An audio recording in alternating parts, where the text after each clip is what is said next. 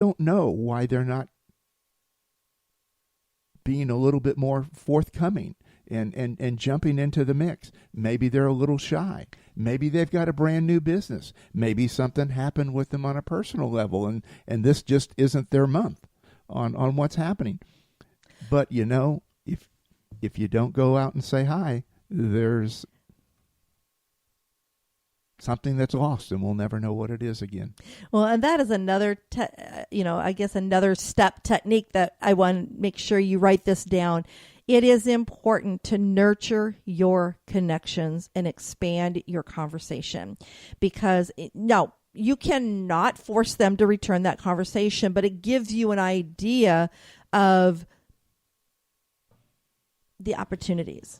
Yeah, you're getting to know them on a personal level, and nothing happens unless there's trust involved. Well, business, personal relationships, you've got to have that.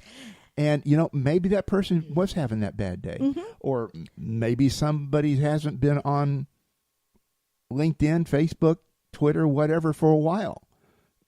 But you've got their phone number. You've got their business card. Connect. Well, as I say in my LinkedIn guide, connecting is what presents the possibilities. Communicating is what opens up the opportunities. Again, connecting presents possibilities. Communicating opens opportunities. And we all have different purposes for why we're using different social sites, but make sure you have a very strong purpose and a very focused strategy on why you're using LinkedIn. And with that, another area within your profile, the third area that you really want to pay attention to is composing a strategic summary. Now, the summary is what really lets those that come to your platform or find you on LinkedIn to really understand who you are and what you do. You have 2,000 characters. That's a lot of characters. It is a lot of characters, but you know what? When you start writing and typing, it goes fast. But you use those 2,000 characters in your summary, and I say do your best to use them all. But write in the first person. Don't just take a resume and plop it in there. You want to write in the first person and really be you. Show what you're passionate about. Share who you are, how you serve others, what value you provide, and what action you want them to take. Be strategic in listing, I should say, the keywords that you want others to use to help, that others will use to help find you.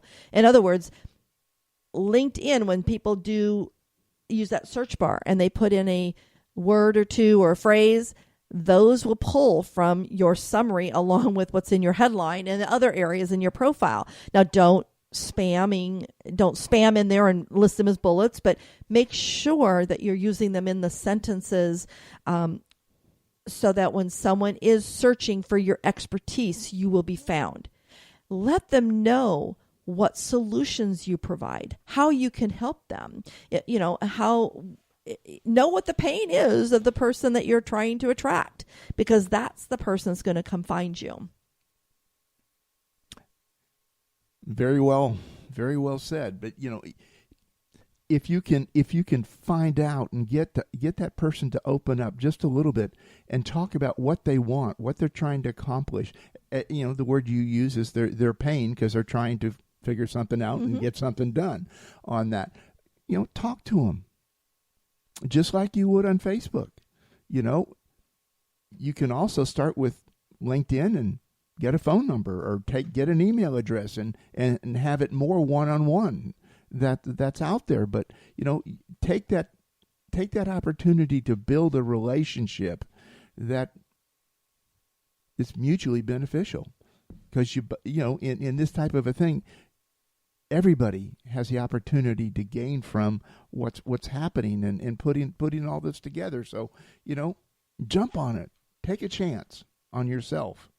Well, and again, it all goes back to, if you cannot be found, people can't connect with you. So make it easy for them to find you by making sure you are putting the information within your summary as well as in the other areas of your LinkedIn profile, like your experience, etc., so that you will be brought up when they search. Because again, they're not going to search for a president of a company, or in most cases, they're looking for someone that can maybe serve them or help them with a situation that they need help on.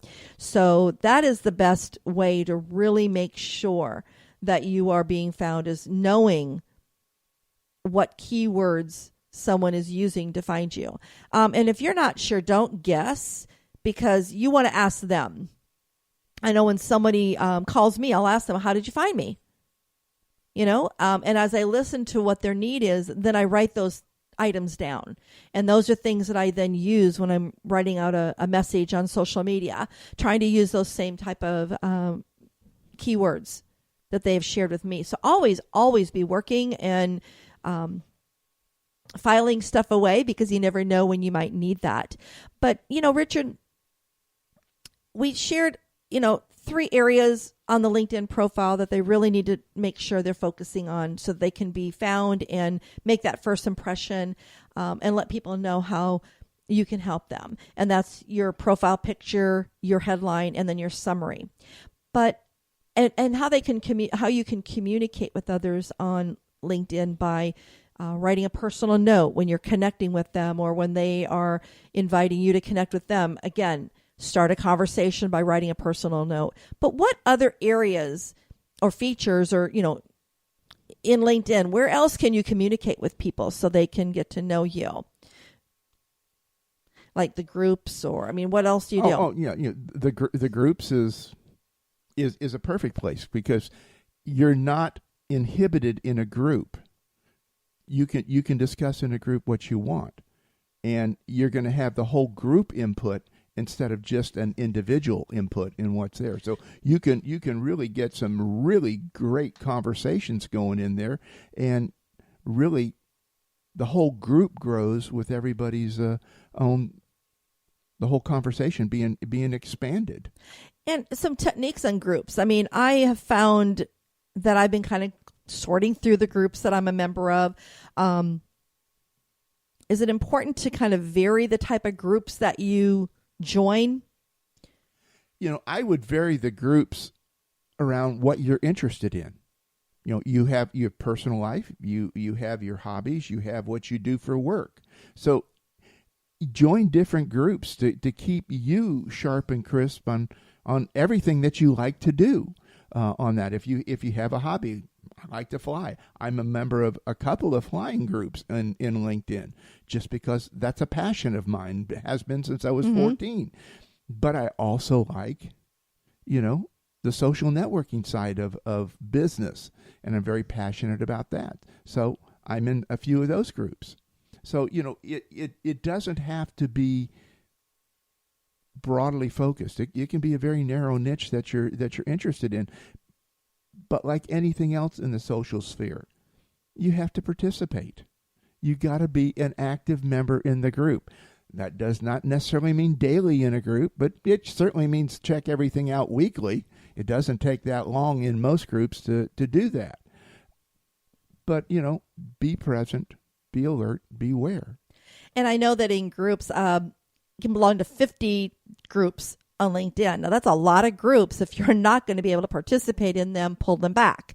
And yeah, you're right. Get into groups that are industry related, because you can learn from your peers. You can also contribute and help them. Get into groups that you're passionate about. And if you're in groups that you're passionate about, chances are you're also going to be able to get some leads out of those groups, but also because of the contacts you're making, and they feel your passion. But you also want to make sure that that you know who your who is. So when you find groups that has potential possibilities, in other words, people in there that you could convert to clients. You don't want to go into those groups and sell to them, but you want to go in there and showcase your expertise. Lead them to your blogs, lead them to other areas, maybe onto your Twitter account if you're tweeting a lot on topics that you are passionate about and that you serve others in. So that, again, allows you to connect in groups and provide that and kind of be showcased a little bit so that others want to know more about you. So you have to really make sure that you are have a good balance of the type of groups you're in. Another area that you really can, I guess you could say, really be spotlighted is in the articles that you write.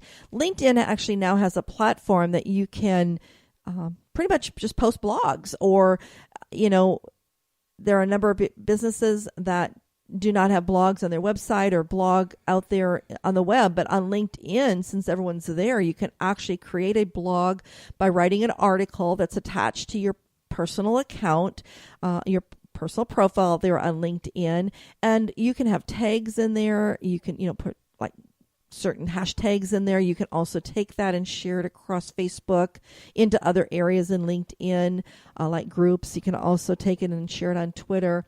But it does allow you to put out information that is then shared with your connections, because it goes through the news feed that once when you post an article there on your personal profile, it actually will then post in that news feed that your connections can see.